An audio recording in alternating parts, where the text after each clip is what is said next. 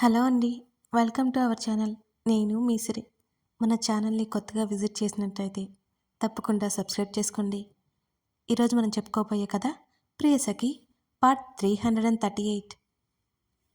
బాబుని మాలవికకి ఇచ్చి గదిలోకి వచ్చి జుట్టు అంతా ముడివేసుకుని ఫేస్ వాష్ చేసుకుని కూర్చుంది ఈ ధరణి.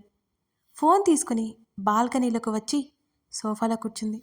వెంటనే వీక్షకి కాల్ చేసింది. వీక్ష, దీవెన ఎలా ఉంది, ఎక్కడుంది అడగసాగింది ధరణి. ఆ మాటల్లో పడి చప్పుడైన తలుపు గురించి కూడా ఆమె పట్టించుకోలేదు. కంగారు పడకు ధరణి, దీవెన బాగానే ఉంది. తన ఫ్రెండ్కి యాక్సిడెంట్ అవడంతో వెళ్లాల్సి వచ్చిందట. వీక్ష మాటలకి రిలాక్స్ అయింది ధరణి.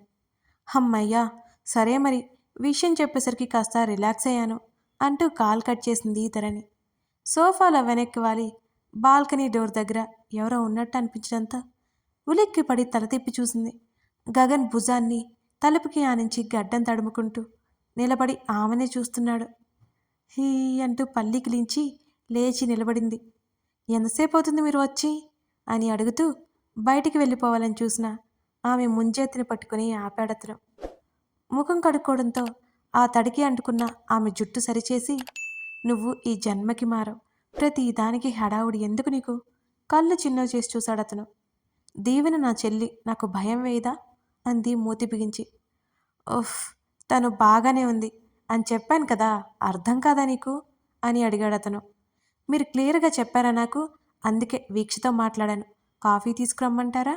ఆమె చేతిని పట్టి లోపలికి తీసుకెళ్ళిపోయాడు. ఆమె మాట్లాడుతుంటే తలుపుకి ఆనించేసి ఆమె ముఖంలోకి చూడగానే జంకింది. ఈ మధ్య బాగా ధైర్యం వచ్చేసినట్టుంది నీకు అనగానే లేదు అన్నట్టు అడ్డంగా తలాడించింది ధరణి. ఆమెకి అతుక్కునేనా నిలబడి, ఎక్కువ చేసావనుకో. ఆమె కింద పెదవిని పట్టి ఆమె కళ్ళ నుంచి పెదవుల వైపు చూపు మళ్లించాడతను ఆ మాటలు చెప్తూ. గుటకలు మింగుతూ 2 చేతులు పిడికిలి బిగించింది ధరణి. ఈసారి వెనక్కి తగ్గను, అర్థమైందా అతను చెప్పగానే బుద్ధిగా తలాడించింది. ఈ ఇన్నోసెన్స్ చూపించి అందరూ అమాయకురాలనుకుంటారు. నీ టార్చర్ నాకు తప్ప ఎవరికీ తెలియదు ఆమెను ఉడికిస్తూ అన్నాడతను. నేనేం చేశాను మిమ్మల్ని? ఊరుకోక ఉక్రోషంగా అడిగింది ధరణి. అన్నీ చేస్తావు, తెలియకుండానే చేసేస్తావు అంటూ ఆమె కింద పెదవిని అందుకున్నాడు. ఆమె గట్టిగా కళ్ళు మూసేసుకుంది. ఆమె నడుం మీద అతని చేయి పడింది. సున్నితంగా నిమురుతూ మరింత సున్నితంగా ముద్దు పెట్టుకోగానే సర్వం మరిచిపోయిన దానిలా అతని ధ్యాసలో పడిపోయింది. నాభి దాటి వెళ్ళిపోతున్న అతని చేతిని టక్కున పట్టుకుంది ధరణి. కళ్ళు తెరిచి అతని వైపు చూసింది. అల్లరిగా ఉన్న అతని కళ్ళలోకి చూడలేక వెంటనే కళ్ళు వాల్చేసింది. ఆమె చుట్టూ చేసి తన వైపుకు లాక్కున్నాడతను. మరింత బిగుతుగా ఉన్న ఆ కౌగిలి నుంచి బయటపడలేకపోయింది ధరణి. అతని భుజం దగ్గర ముఖం దాచేసుకుంది. ఆమె నడుముని నిమురుతూ ఉన్న అతని చేతి దాటికి ఉక్కిరి బిక్కిరైపోయింది ధరణి. కొన్ని నిమిషాల తర్వాత ఆమెకి విముక్తి కలిగించి ఆమె చేతిని చొక్కా మీద పెట్టుకోగానే నెమ్మదిగా అతని చొక్కా బటన్స్ విప్పింది. భుజాల మీద నుండి అతని చొక్కా తీసి అతని కళ్ళల్లోకి చూసింది. అతని ఊపిరి ఆమెని తాకుతుంటే ఏదో మాయ కమ్మేసినట్టయింది. బాబుని తెస్తాను అతని చూపుల దాటికి తాళలేక వెళ్ళిపోవాలనుకుంది. చూస్తేనే మాటలు రావు నీకు, మళ్ళీ ఓవర్ యాక్షన్ అన్నాడతను. మీరంటే నాకేం భయం లేదు, అతన్ని హత్తుకోవాలనే కోరికను కష్టంగా ఆపుకుంటూ చెప్పింది. ఆమె తల వెనుక చెయ్యేసి కిస్ చేయి కమాండింగ్గా ఎప్పుడెలా వచ్చింది అతని స్వరం. అడ్డంగా తల ఆడించి ప్లీజ్ అని బ్రతిమాలుతూ ఉంటే బాగా ఇరిటేట్ చేశావు, చిరాకు పోవాలి అన్నాడు. ఇండైరెక్ట్గానో ఆమెతో ఉంటే ప్రశాంతత ఉంటుందని చెప్పకనే చెప్తున్నాడు. కళ్ళు మూసుకోండి అంది ధరణి. మ్యారేజ్ అయ్యి ఎన్ని సంవత్సరాలైంది అని అడిగాడు గగన్. 3 వేలు చూపించింది ధరణి. పళ్ళు బిగించి కళ్ళు చిన్నవి చేసి చూడడంతో వెర్రి నవ్వు నవ్వింది. అతనంటే సూటిగా చూస్తుంటే ఎలా ముద్దు పెట్టుకోగలదు? అసలే చచ్చేంత సిగ్గుగా ఉంది ఆమెకి. అతని కళ్ళకి చెయ్యి అడ్డు పెట్టి టక్కున అతని పెదవుల మీద ముద్దు పెట్టుకుంది.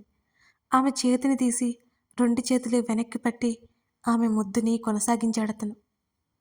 ఇద్దరిలో మోహావేశాలు కమ్ముకోగా కష్టంగా ఆమె నుంచి దూరం జరిగాడు. ఫ్రెష్ అయి వస్తాను అంటూ కళ్ళు మూసుకుని ఉన్న ఆమె బుగ్గ కొరికి వెళ్ళిపోయాడు. అదిరిపడి చెంప మీద చేయి వేసుకుని వెళ్తున్న అతని వైపే గుర్రుగా చూసింది ధరణి.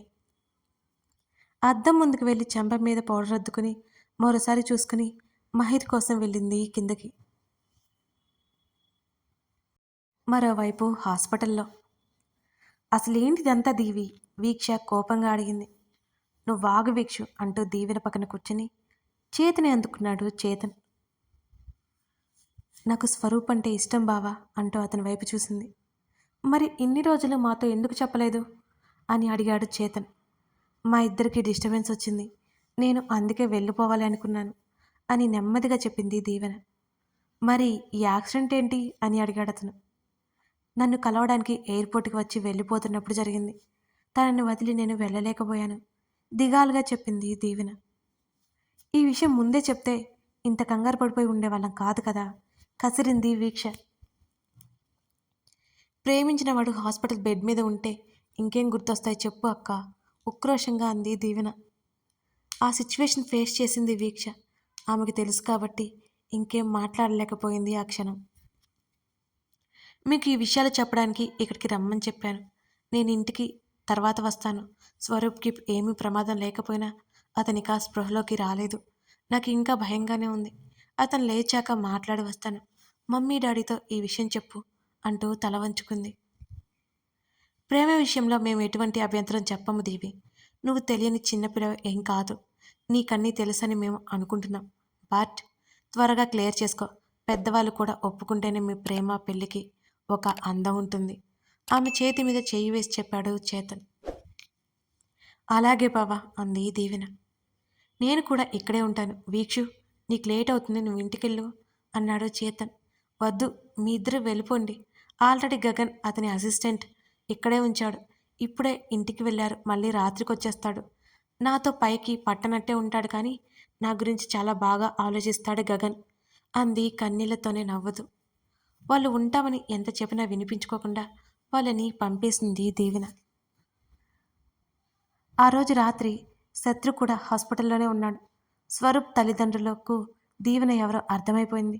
వాళ్ళతో మామూలుగానే మాట్లాడింది దీవెన. వాళ్ళకి ధైర్యం చెప్పింది కూడా. వినయ్ గురించి అడగాలి అనుకుంది కానీ ఆ సిచ్యువేషన్ కరెక్ట్ కాదని ఆగిపోయింది. స్వరూప్కి స్పృహ రావాలి అని దేవుణ్ణి కోరుకుంటుంటే ఆ రాత్రి అలాగే గడిపేసింది.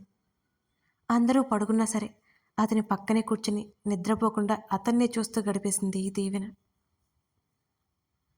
ఉదయాన్నే డ్యూటీ నర్స్ వచ్చి చెక్ చేసింది. అప్పుడు బయటకు వచ్చింది తప్పక.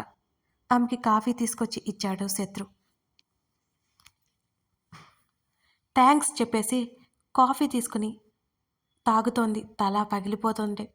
శత్రు మీరు వెళ్ళండి, ఇక తనకి స్పృహ వస్తుంది కదా, నేను చూసుకుంటాను అంది దీవెన. ఇట్స్ ఓకే మేడం, నేను రాత్రి బాగానే నిద్రపోయాను, వర్రీ అవ్వకండి. స్వరూప్ గారికి స్పృహ వచ్చాక వెళ్తాను అంటూ కాస్త దూరంలో కూర్చున్నాడు శత్రు. అతను స్పృహలోకి వచ్చాడు అని డాక్టర్ చెప్పే మాట కోసం వేచి చూస్తోంది దీవెన. చివరిగా అతను వెళ్ళేటప్పుడు చూసిన చూపులే ఇంకా మర్చిపోలేదు తను. సృజన్ శ్రేష్ఠ అరుపు వినిపించి వర్కౌట్ చేస్తున్న అతను పరుగున రూంలోకి వచ్చాడు. అతను వెళ్ళేసరికి బెడ్ మీద కూర్చుని 2 చేతులు ఒడిలో పెట్టుకుని దేనికో కంగారు పడుతున్నట్టు కనిపించింది శ్రేష్ఠ. శ్రేష్ఠ పిలుస్తూనే ఆమె దగ్గరికి వెళ్ళాడు ఆదుర్దాగా. ఏమైంది? ఆమె కళ్ళల్లో నీళ్లు చూసి భయపడ్డాడతను. అతని చుట్టూ చేతులు వేసి అతని పొట్టలో ముఖం దాచుకుంది. శ్రేష్ఠ ఏమైంది? ఎందుకు ఏడుస్తున్నావు? అతను ఆమె ఏడుపు వినిపిస్తుంటే బుజ్జగిస్తున్నాడు. సృజన్ సృజన్ ఆమె నెమ్మదిగా వెక్కిల మధ్య పిలిచింది. కాసేపు ఆమె వెన్ను నిమిరి ఆమెని దూరం జరిపి శ్రేష్ఠ ఏమైంది? ఆమె ముందు మోకాల మీద కూర్చొని ఆమె ఒడిలో బిగుసుకుని ఉన్న చేతుల వైపు ఓసారి చూశాడు. ఆమె చేతులు తెరిచింది. ఆ చేతుల్లో ఉన్నది చూడగానే అతని కళ్ళు సంభ్రమాశ్చర్యానికి గురైపోయాయి. శ్రేష్ఠ అతని స్వరం వణికింది. అవును అన్నట్టు అతని కన్నీళ్లతో చూసింది చిరునవ్వుతో. గబాల్న లేచి ఆమెను ఎత్తుకుని గిరాగిరా తిప్పేశాడు. అప్పుడు శ్రేష్ఠ ప్రెగ్నెంట్. తామిద్దరం త్వరలోనే తల్లిదండ్రులు కాబోతున్నారు. అతని ఆనందం పట్టలేని విధంగా ఉంది ఆ సమయంలో. సృజన్ కళ్ళు తిరుగుతున్నాయి, వదులు, ఆమె తల పట్టుకొని చెప్పడంతో సారీ సారీ అంటూ ఆమెను మంచం మీద కూర్చోబెట్టి మంచినీళ్ళు తాగించాడు సృజన్. ఎన్నో మంత్? అతను ఆతృతగా అడిగాడు శ్రేష్టని. సెకండ్, డౌట్ వచ్చి చెక్ చేసుకున్నాను, కన్ఫర్మ్ అని చూపిస్తోంది అంటూ అతని వైపు చూసింది శ్రేష్ఠ. థ్యాంక్ యూ సో మచ్ బంగారం అంటూ హత్తుకున్నాడు మళ్ళీ. అతని కౌగిలిలో సంతోషంగా ఇమిడిపోయింది. పద, అందరికీ చెప్పేద్దాం. సృజన్ ఆగు, ఒకసారి హాస్పిటల్కి వెళ్ళి చెకప్ చేయించుకొని అప్పుడు చెప్పాలి.